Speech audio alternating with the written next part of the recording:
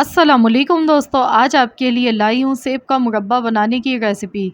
बाज़ार से कई गुना ज़्यादा बेहतर और केमिकल फ्री। तो कैसे इसे घर पर बनाकर स्टोर किया जा सकता है, आज की वीडियो में आपको बताऊंगी। और साथ ही मैं बताऊंगी कि सेब का मुरब्बा हमारे लिए कितना ज़्यादा फ़ायदेमंद होता है। जैसा कि आप जानते ही हैं कि आजकल सीज़न है सेब का, और आपको हर जगह आसानी से हरे सेब मिल जाएंगे। इसको बनाने के लिए हमें हरे सेब का इस्तेमाल करना होता है। और ये बहुत ही ज़्यादा फ़ायदेमंद होता है, दिल को मज़बूत बनाता है, खून की कमी को दूर करता है, इंतहाई ताकतवर होता है ये, हमारे जिस्म की हर कमज़ोरी को ये दूर कर देता है और हमें स्ट्रॉन्ग बनाता है। तो बिल्कुल ऑथेंटिक तरीका आप सबको बताऊंगी, बिना किसी केमिकल को इस्तेमाल किए हम सेब का मुरब्बा किस तरीके से बना सकते हैं। बाज़ार से हम लेते हैं तो ये काफ़ी महंगा मिलता है, तो आप इसे घर पे ख़ुद बना सकते हैं, वो भी बहुत ही कम बजट में। तो चलिए हम रेसिपी देख लेते हैं किस तरीके से हमने सेब का मुरब्बा बना के तैयार किया है।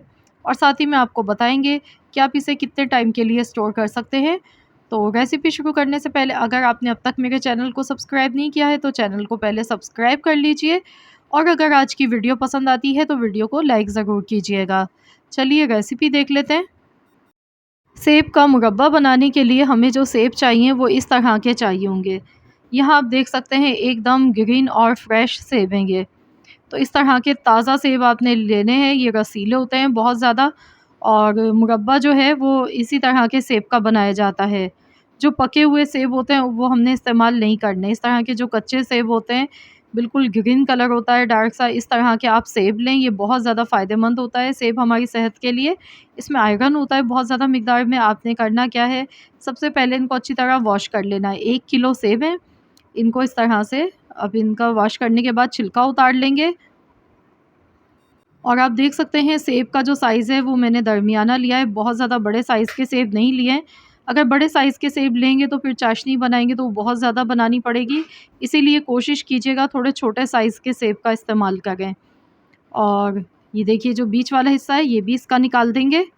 तो मैंने इसका छिलका देखिए इस तरीके से उतार लिया है। अब हमने इसे पानी में रखना है वरना ये काले पड़ जाते हैं। एक बाउल में पानी लेंगे और इसमें हम नमक डाल देंगे थोड़ा-सा, ताकि ये काले ना हों। नमक को अच्छी तरह से मिला लेंगे और इस तरह से हम सेब इसमें डालते जाएँगे। तो चलिए अब इसी तरीके से बाकी के जितने भी सेब हैं सबका मैं छिलका उतार लेती हूँ और फिर उसके बाद आपको बताती हूँ कि आपने क्या करना है। तो यहाँ पर देखिए सभी सेब का छिलका हमने उतार लिया है। अब हमने एक फ़ोर्क लेना है, इस तरह काँटे वाला चम्मच तकरीबन हर घर में ही मौजूद होता है। तो इस तरह से आपने इसमें सुराख करने हैं।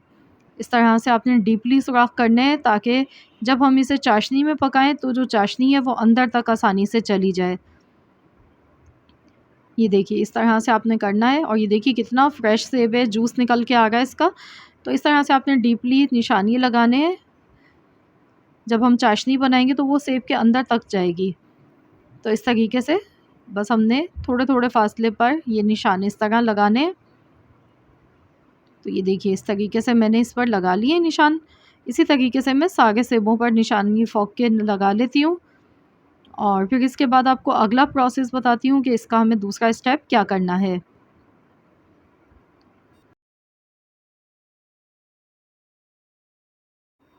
तो यहाँ पर देखिए सभी सेबों में मैंने इस निशान लगा लिए। अब मैंने एक खुले मुँह का बर्तन लिया है और इसमें मैंने पानी बॉयल होने के लिए पहले से रख दिया था। 1 लीटर मैंने पानी लिया है और पानी में जैसे ही बबल्स बनना शुरू हो गए तो इसमें हम सेब डाल देंगे। और सेब को हमने जब इसमें बॉयल आने लगेगा तो 6 से 7 मिनट तक सिर्फ पकाना है। तो यहाँ देखिए पानी में बॉयल आ चुका है और 6 से 7 मिनट तक मैंने इनको उबाल लिया है। तो चलिए गैस का फ्लेम बंद करेंगे और सेब को हम निकाल लेंगे। सेब हमारे बॉयल हो चुके हैं और जो इसका बाकी बचा हुआ पानी है इसे हम ज़ाया नहीं करेंगे, क्योंकि इसमें सारे विटामिन्स हैं। तो ये पानी बहुत ही ज़्यादा फ़ायदेमंद है। तो पानी यहाँ पर देखिए जो बचा हुआ है इसी के अंदर ही हम चाशनी बना के तैयार करेंगे। तो मैंने यहाँ पर 1 किलो चीनी ली है। जितने सेब लिए थे मैंने उतनी ही चीनी ली है हम वज़न। और 6 से 7 सब्ज़ी इलायची है, कूट कर इस तरह से इलायचियों को ले लिया है। फ्लेवर के लिए सब्ज़ी इलायची इसमें बहुत अच्छी लगती है, वैसे भी हेल्थ के लिए भी बहुत ज़्यादा फ़ायदेमंद होती है। तो अच्छी तरह मिक्स करेंगे। मैंने इसमें थोड़ा-सा पानी मज़ीद और डाला है, मुझे पानी कम लग रहा था, तो मैंने यहाँ पर आधा कप पानी का मज़ीद और डाल दिया है। ऑरेंज फूड कलर है जो बिरयानी में इस्तेमाल किया जाता है, ज़र्दे में इस्तेमाल किया जाता है, तो ये हम इसमें 1 चुटकी के बराबर डालेंगे, इससे कलर खूबसूरत आएगा। इसको अच्छी तरह मिक्स करेंगे और अब हम इसे इतनी देर पकाएँगे जब तक कि इसमें चीनी अच्छी तरह से मेल्ट नहीं हो जाती है। तो यहाँ देखिए मैं इसे अच्छे से पका रही हूँ।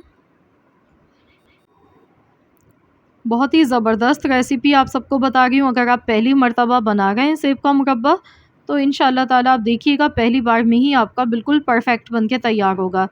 वीडियो थोड़ी-सी लॉन्ग हो गई है, लेकिन मैंने आपको बिल्कुल डिटेल में हर चीज़ का बताया है। तो यहाँ पर जैसे ही देखिए चीनी इसमें मेल्ट हो गई, तो इसमें हम उबले हुए सेब डाल देंगे।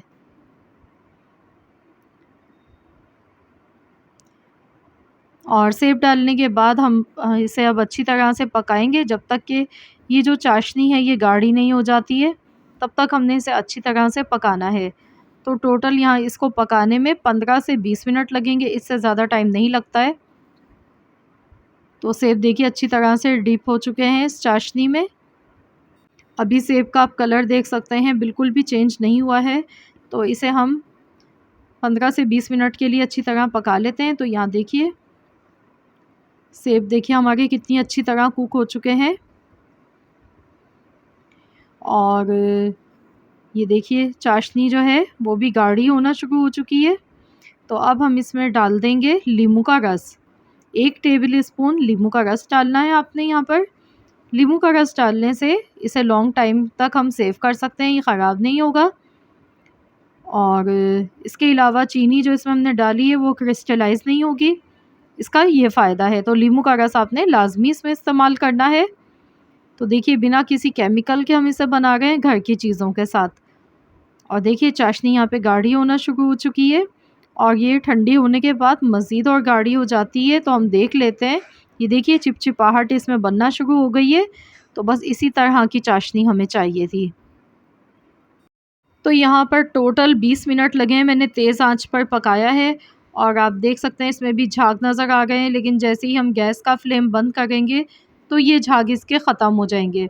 तो चलिए गैस का फ्लेम बंद कर देते हैं। तो यहाँ पर देखिए मैंने गैस का फ्लेम बंद कर दिया है और देखिए सेब का जो कलर है वो ट्रांसपेरेंट होना शुरू हो चुका है।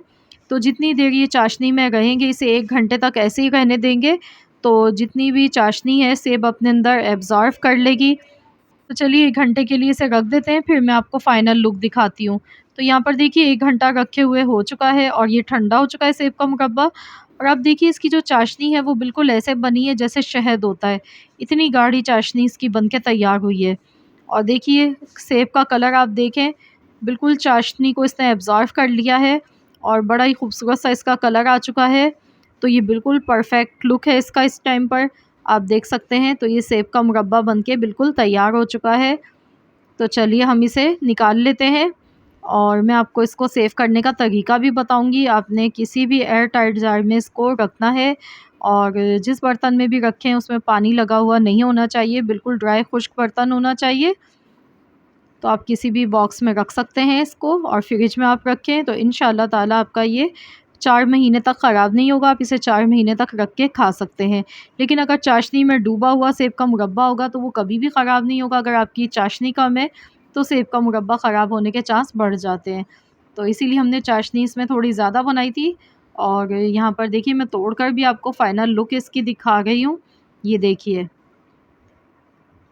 तो सेब का मुरब्बा खाने से आप दिल की बीमारियों से महफूज़ रहेंगे और ये बहुत ही ज़्यादा हेल्दी होता है, बहुत ही फ़ायदेमंद होता है।